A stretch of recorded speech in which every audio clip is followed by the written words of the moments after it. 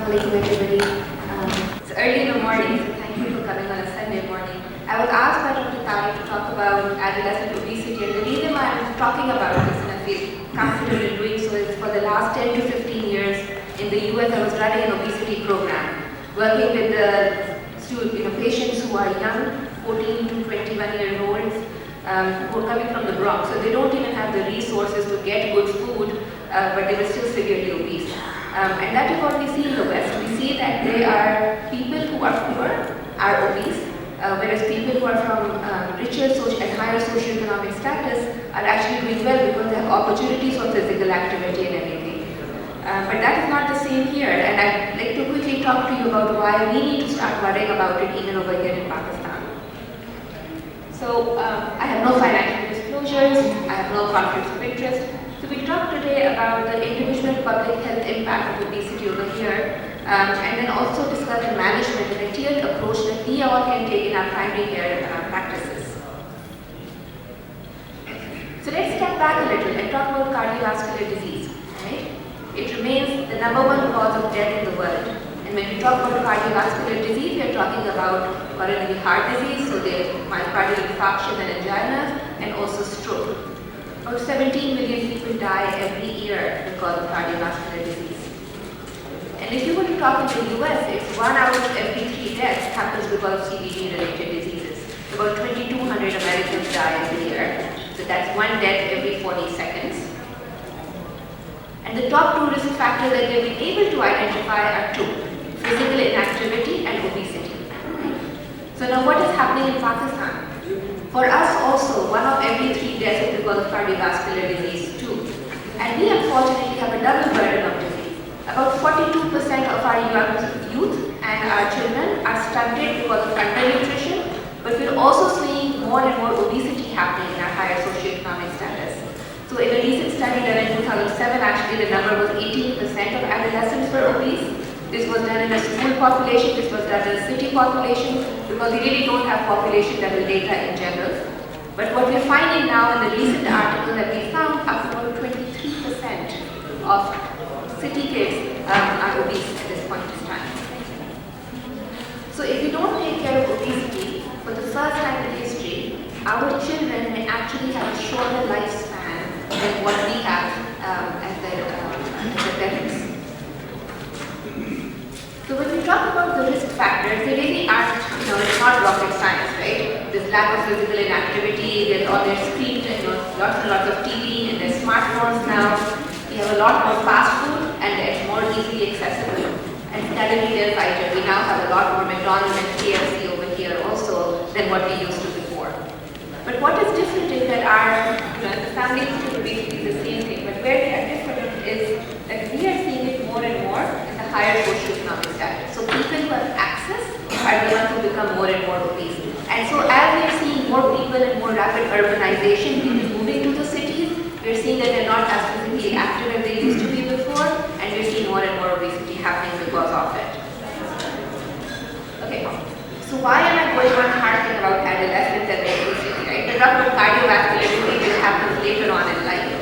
And the reason for that is that if I look at obese adults and I look back to them, about 20% of them have been obese when they were 4 years old. But by the time they are adolescents, if they are obese, so about 80% of them will remain obese as adults also. Because by the time they're teenagers, your habits are becoming pretty sure and pretty clear. And so your chances of continuing with the same things is much higher.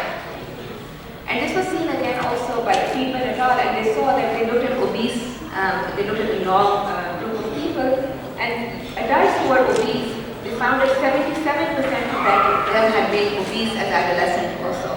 Which really means that things continue in your lifespan, they don't just stop. तो जब हम बच्चों की बात करते हैं कि बच्चा थोड़ा ज़्यादा सेहतमंद है या बड़ा हो रहा है, हमारे पेरेंट्स समझते हैं कि it's good for them. It actually is not, because it will continue for them for the rest of their life. And why do I worry, as I said? It's because if you look at 12 to 20-year-old people, then if you have 3 things, if you're obese, you smoke, and you have diabetes or you even have pre-diabetes, your risk of death is 3 times higher than it is for anybody else. And this happens at a younger age also, right? So if it's a 12 to 39-year-old that we're talking because of the fact of these three things. And also if you have high blood pressure at a younger age, then it doubles your risk of dying before the age of 55. So putting all of these things together, we really are putting our youth at risk if we don't do anything about it. So it's also not just what is going to happen to them as adults later, but what is happening to them now. There is so much weight-related bias in our society. Right? People are assumed to be lazy, stupid, worthless. This is the kind of word these students are hearing and the teens are hearing in school because they get bullied a lot. And it's happening all over the society. So if I talk to a 6 to 10-year-old and I say, put in front of them a thin person and a fat person or an obese person, they will think the obese person is just lazy, and that is all that is causing it to happen. And if you look at what happens to these people as they make it through life, the National Longitudinal Survey of Youth says that obese young women as adults will have less education, they'll have less income and less chances of getting married. Because the society in and of itself doesn't accept them. So there are long-term consequences to what happens to you in your youth. Now the good news is it really doesn't take much.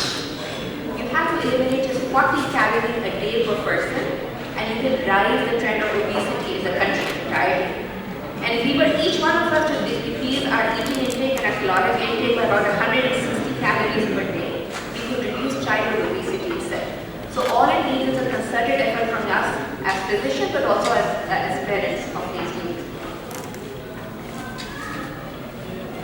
So as primary care physicians, where do we begin? We are the ones who are at the front line, right? So unless and until you and I recognize that a child is obese, the parents may not even recognize it. So and how would we do that? We can't just look at your kid and say you're obese or overweight. You have to be able to calculate the weight and height and calculate the BMI, right?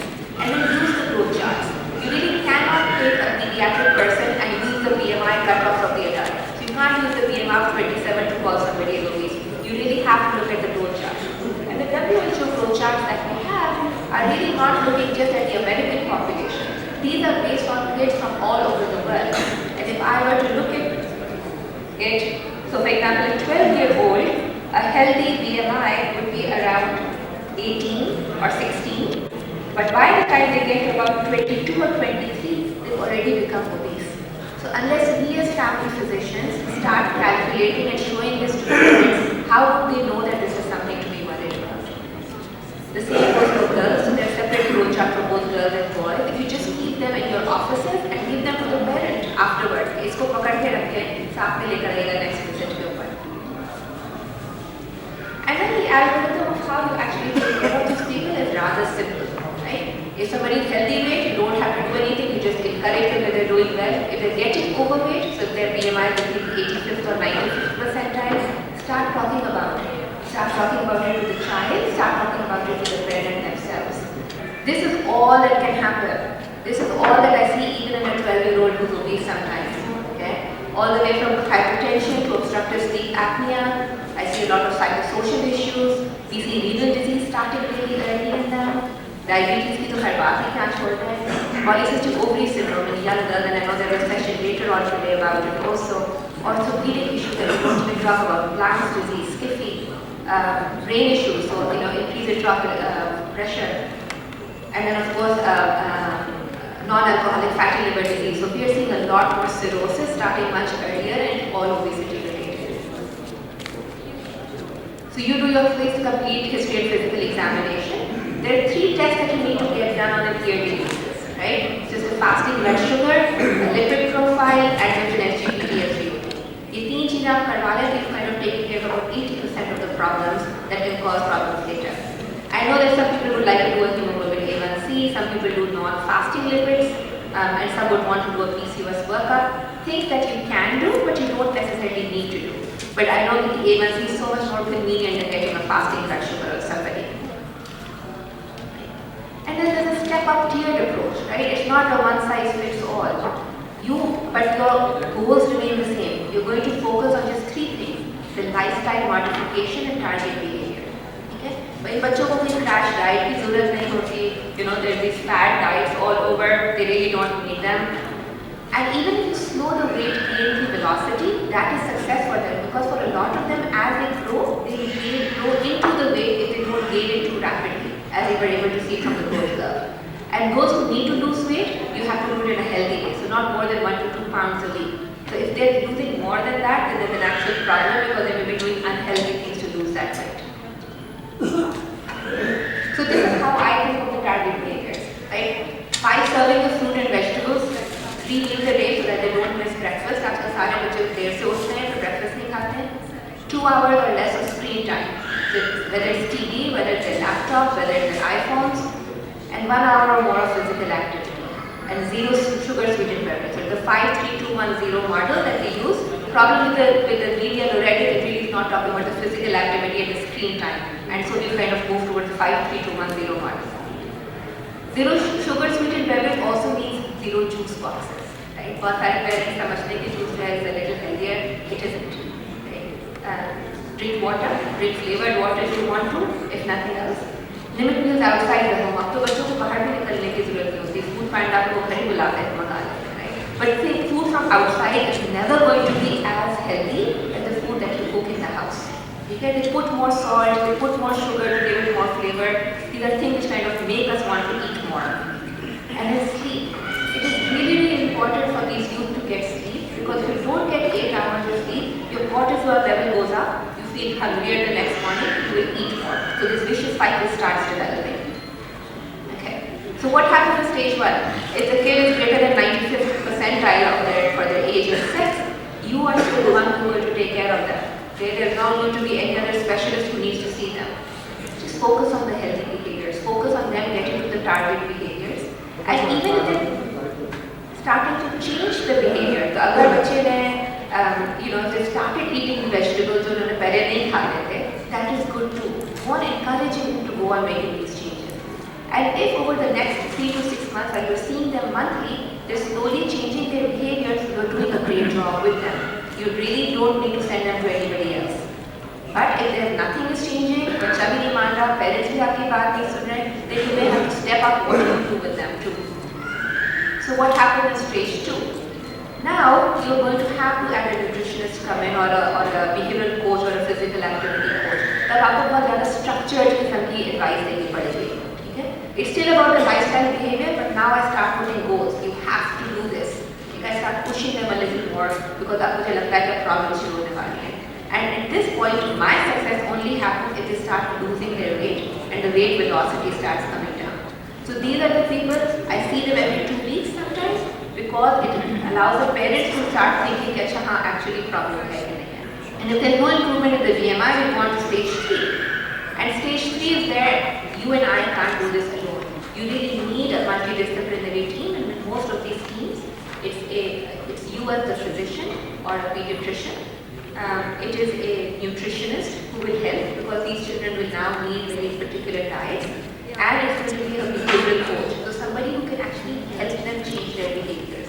कुछ लोग हैं वो would want a physical activity coach, physical therapist को रखते हैं, but what you really need is somebody who can help them kind of change their behavior, which is very difficult for them. And if that can't happen, then we move on to stage 4, which are weight management centered, where you're talking about bariatric surgery, you're talking about giving medication for it, right? Okay. So what is the pharmacotherapy? The only thing that is available on the market which is allowed for people who are less than the age of 18 is orlistat. It is still the only medication which can be given for those greater than the age of 12. And then there is of course metformin, which is used quite a bit. And we've seen that if you are taking metformin and you give it to a patient, even a young person who's old, obese, just giving them metformin alone can decrease their BMI, and it helps them kind of jumpstart the whole process. So I wouldn't say that this is the only thing they have to do, but it allows them to kind of say कि अच्छा दवाई ले लो, उसके साथ साथ में चीजें change करो तो चीजें बेहतर हो जाती हैं. Okay, bariatric surgery. I've been told I have like 5 minutes left. I shouldn't talk much about it, but not everybody qualifies. The thing that you have to know is unless and until a youth has completed their puberty maturity. So there's a big study going out in the US called Teen Lab. They're looking at these kids and they're looking at their outcomes for the next 20 years or so. And there are about 20% complication that can happen also. 3 years down the road, most of them have lost weight, about 40 kilograms or so. They lose, their diabetes resolve, their renal functions get better, their lipid profiles get better. So those are good things, but hopefully most of our patients will not need to go to this route. I just want to quickly take a minute and tell you how this has worked for us in the past. This is Being Fit. This is a community-based program which was in the US. And it was a pretty involved program. So this is the level 3, level 4 program that we were talking about. It was a 9-month program. There is a nutritionist, there's a physician, there's a social worker. And we were looking at these kids and we were offering them a lot of things together. So we would do group activities for them at the community center, group nutrition activities, group physical activities. Once a month we would have families come in and we would also have individual sessions. बहुत सारी मेहनत लगती थी ये सब करने के अंदर, right? And we had a whole model through which we were actually trying to help them get better, because the idea is not just for them to lose the weight, but for them to actually come up to their own. We would use the state of change assessment and goal setting to help them. So there's motivational interviewing, which is a whole process that I'm sure many of you are aware of. And these are severely obese kids. So there's about 350 of them.